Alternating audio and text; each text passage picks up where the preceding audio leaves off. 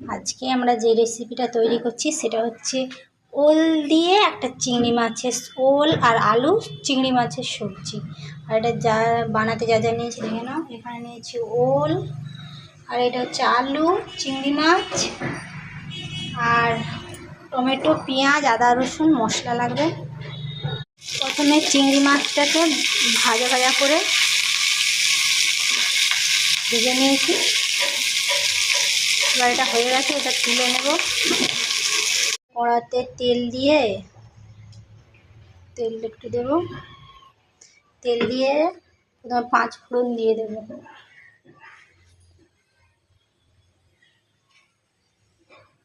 প্রথমে 5 ফোড়ন দিয়ে দিলাম। এবার দিয়ে দেবো হচ্ছে, প্রথমে দেবো পেঁয়াজ,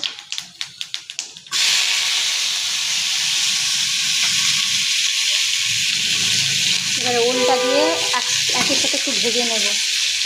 ওলটা দিয়ে দিলাম, 2 মিনিট ভেজে নেব।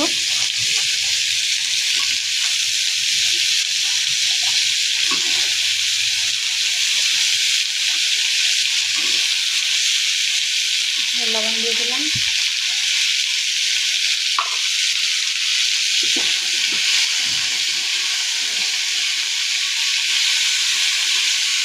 এবার এতে দিয়ে দেবো খুবই সামান্য আদা রসুনের পেস্ট, খুবই সামান্য, দিয়ে একই সাথে ভেজে নেব। এবার এতে দিয়ে দেবো লঙ্কা গুঁড়ো, জিরে গুঁড়ো 1/2 চা চামচ, ধনিয়া গুঁড়ো 1/2 চা চামচ।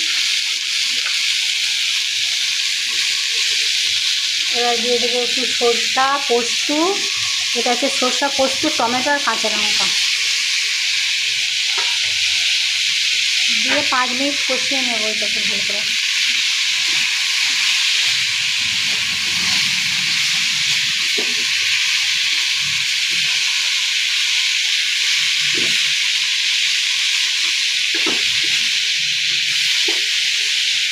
একটা ছোটো টমেটো দিয়েছি, ব্যবহার করেছি এতে।